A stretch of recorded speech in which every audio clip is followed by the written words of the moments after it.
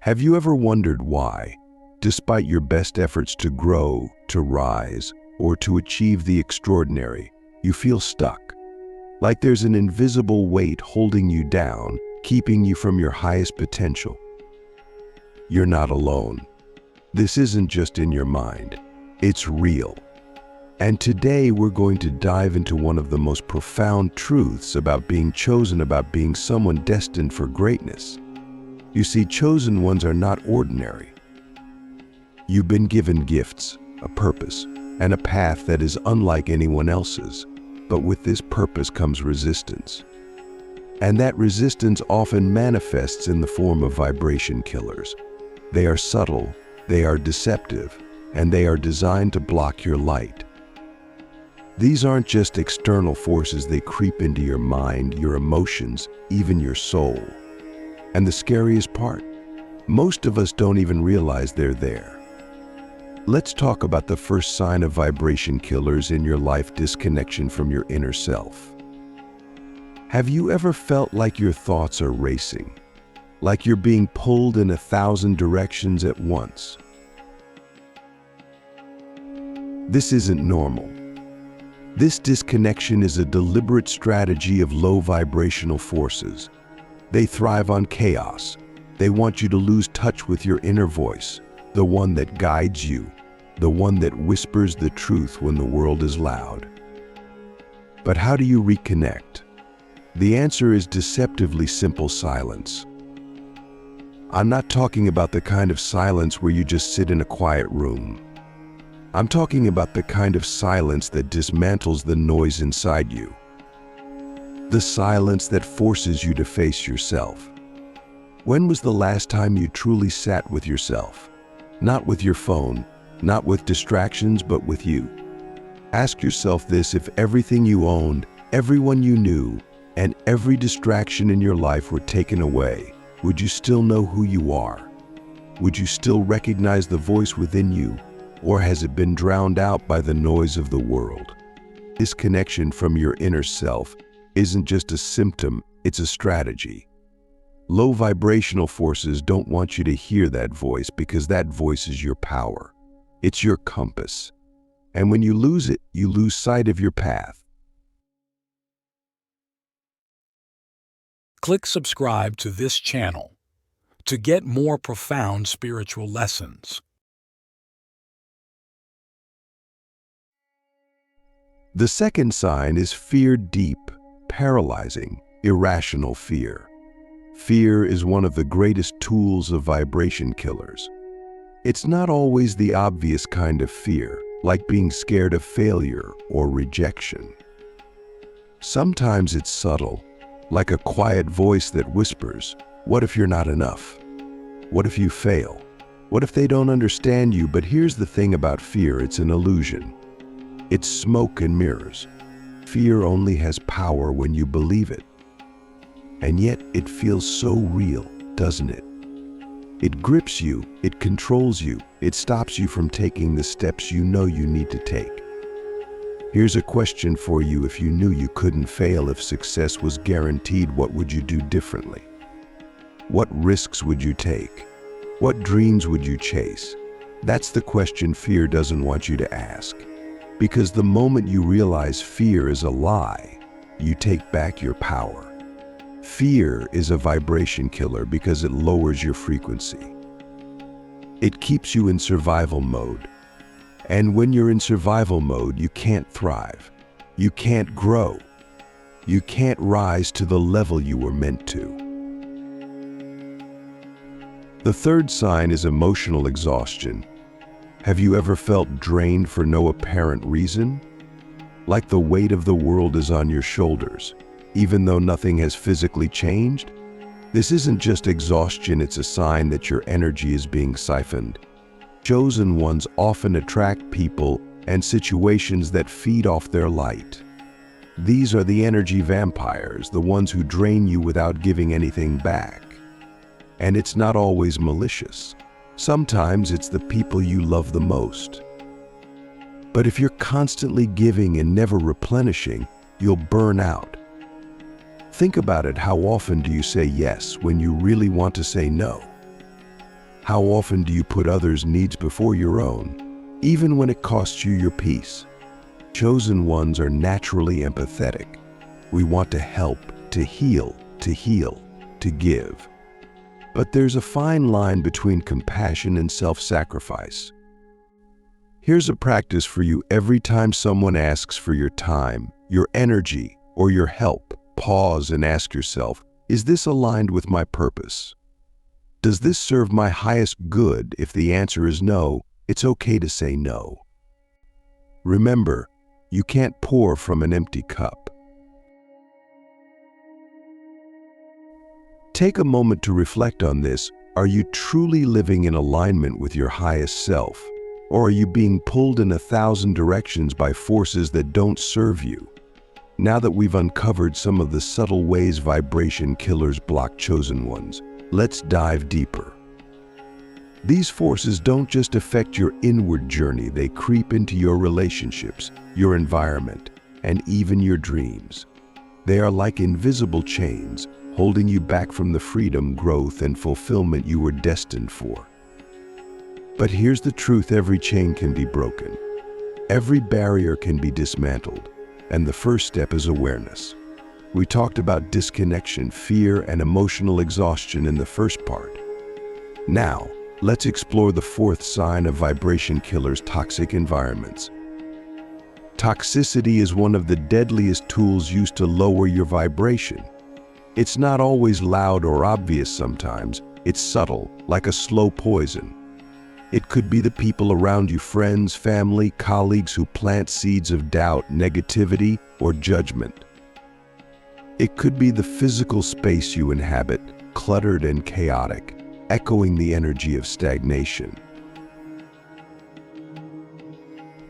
Have you ever walked into a room and felt an immediate heaviness, like the air itself was weighing you down? Or perhaps you've spent time with someone who leaves you feeling drained, small, or uncertain about yourself. That's not just in your head. Energy is real, and toxic environments can suffocate your spirit, dim your light, and make you question your worth. But how do you break free? It starts with a brutally honest assessment. Look around you. Who or what in your life is feeding your soul, and who or what is draining it? Be honest. This isn't always easy, because sometimes the most toxic influences come from those we care about deeply. But ask yourself, this is their presence lifting you up or pulling you down? If it's the latter, you need to make a choice. You don't have to cut everyone off completely, but you do need to set boundaries. Boundaries are not walls, they are the lines that protect your energy and define what you will and will not allow into your life. And here's the powerful truth: when you enforce boundaries, you teach others how to treat you. Think about your physical space as well. Your environment is a reflection of your mind. Is your home a sanctuary, or is it a source of stress? Clear out the clutter. Bring in elements that inspire peace and positivity: plants, light, colors that soothe your soul. Imagine your space as an extension of your energy. How does it feel right now? Now let's dive into the fifth and final sign: self-doubt. This is perhaps the most insidious vibration killer, because it comes from within. It's that voice in your head that says, "Who do you think you are? What makes you so special? You're not ready. You're not good enough." Self-doubt is a thief. It steals your dreams, your confidence, and your ability to take action. But here's the thing about self-doubt: it's not real. It's a story, a narrative. And like all stories, it can be rewritten. Let me ask you something: if you could silence that voice of doubt for just one day, if you could fully trust in your abilities and your purpose, what would you accomplish? What steps would you take? The key to overcoming self-doubt is action. Doubt thrives in inaction. The longer you wait, hesitate, or overthink, the stronger it becomes. But the moment you take a step, any step toward your goals, you weaken its grip. Confidence isn't something you're born with, it's something you build. And you build it one action at a time. One powerful practice is to speak affirmations over yourself. Not the shallow kind, but deep, soul-stirring affirmations that remind you of who you are and why you're here. Say them out loud. Write them down. Feel them in your bones. I am here for a purpose. I am worthy of greatness. I am stronger than my doubts. Let me share a truth with you. You are not here by accident. You are here because the universe or God or whatever you believe in placed you here for a reason. And every time you let self-doubt hold you back, you are denying the world the gift of your light. Ask yourself this: who could you inspire, help, or heal if you stepped fully into your power? Now let's talk about how all of these signs, disconnection, fear, exhaustion, toxicity, and self-doubt, are connected. They feed off each other. When you're disconnected from your inner self, it's easier to fall into fear. Fear drains your energy, leading to exhaustion. Exhaustion makes you more vulnerable to toxic influences, and toxicity amplifies your self-doubt. It's a cycle. But here's the good news: the cycle can be broken. And it starts with one simple decision to take back your power. Start small. Dedicate just 5 minutes a day to reconnecting with yourself, whether through meditation, journaling, or simply sitting in silence. Identify one fear that's holding you back and take one small action to face it. Set one boundary with someone or something that's draining your energy. Declutter one corner of your space to create a sense of peace. And every time self-doubt creeps in, remind yourself of this truth: you are enough. You always have been. Here's a question for you to reflect on deeply. If you were to let go of everything that's blocking you, every fear, every toxic influence, every doubt, what kind of person would you become? What would your life look like? The answer to that question is your highest self, and that's who you're meant to be. Now that we've identified the 5 signs of vibration killers, it's time to take the next step. Awareness is only the beginning. The real transformation happens when you take action to shift these barriers into tools for growth. This is where you reclaim your power. This is where you turn every challenge, every block, and every doubt into fuel for your journey. Because here's the truth: the things that try to break you can also make you if you let them. Let's start with disconnection from your inner self. We've already explored how this disconnection keeps you from hearing your own voice, your own truth. But here's the deeper insight: disconnection is not the enemy. In fact, it's a signal. It's your soul's way of telling you that something is out of alignment. Instead of resisting it, ask yourself, what is this disconnection trying to teach me? When you feel disconnected, it's often because you've been giving too much of your energy to the external world. You've been chasing validation, success, or distractions instead of nurturing your inner world. This isn't a failure, it's an opportunity. Use this feeling as a reminder to pause, to breathe, and to reconnect. One powerful practice is what I call sacred stillness. Find a quiet place, close your eyes, and focus on your breath. With every inhale, imagine drawing your energy back to you, away from the people, places, or situations that have scattered it. With every exhale, release the noise, the tension, the distractions. Do this for just 5 minutes a day, and you'll begin to feel the reconnection. Now let's talk about fear. Fear, as we've said, is an illusion, but it's also a teacher. Every fear you face holds a lesson. Instead of running from it, lean into it. Ask yourself, what is this fear trying to protect me from? What is it trying to show me about myself? When you face fear with curiosity instead of resistance, you strip it of its power. For example, if you're afraid of failure, it's often because you've attached your worth to your achievements. But your worth isn't something you earn, it's something you already have. The moment you realize that, failure loses its sting. Here's a practical exercise: write down one fear that's been holding you back. Then, write down the worst-case scenario if that fear came true. Be honest. Often you'll realize that even the worst-case scenario isn't as catastrophic as your mind has made it seem. And then, write down one small step you can take to face that fear. Just one. Remember, courage isn't the absence of fear, it's the decision to act in spite of it. Emotional exhaustion is another sign we discussed, and it's one that so many of us struggle with. In a world that glorifies busyness, rest can feel like a luxury. But for chosen ones, rest is not optional. It's essential. You cannot pour from an empty cup. You cannot fulfill your purpose if you're running on empty.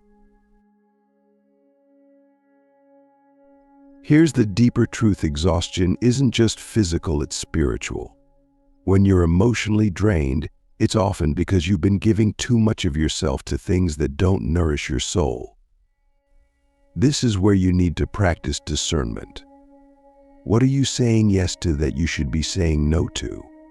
Start by creating a soulful yes list. These are the things, people, and activities that truly light you up, that energize you, that align with your purpose. Then, create a drain list, the things that leave you feeling depleted, stressed, or disconnected. Use these lists as your guide. Every time you're faced with a decision, ask yourself, does this align with my soulful yes? If not, give yourself permission to let it go. And what about toxic environments? This is one of the hardest challenges because it often involves people we care about. But here's the truth: you cannot heal in the same environment that made you sick. Sometimes the most loving thing you can do for yourself and for others is to walk away. But walking away doesn't always mean cutting people off completely. It means creating space. It means choosing your energy over their negativity. And sometimes it means loving them from a distance. Here's a question to reflect on: if you were to create an environment of physical, emotional, and spiritual space that fully supported your growth, what would it look like? What would you add? What would you remove? Take one step toward creating that environment today. Maybe it's decluttering your space. Maybe it's spending more time in nature. Maybe it's limiting your interactions with someone who drains you. Every small step matters. Finally, we come to self-doubt. Self-doubt is perhaps the most personal of the vibration killers because it comes from within. But here's a truth that can set you free: self-doubt isn't your voice. It's the voice of every insecurity, every criticism, every moment of failure you've ever internalized. It's not who you are, it's who the world has conditioned you to be. The key to overcoming self-doubt is to replace it with self-trust.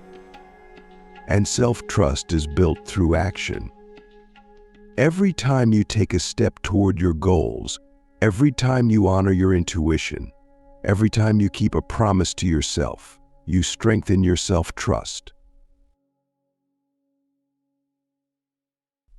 Here's a practice to try at the end of each day. Write down 3 things you did well. They don't have to be big. Maybe you stayed calm in a difficult situation. Maybe you took a small step toward a goal.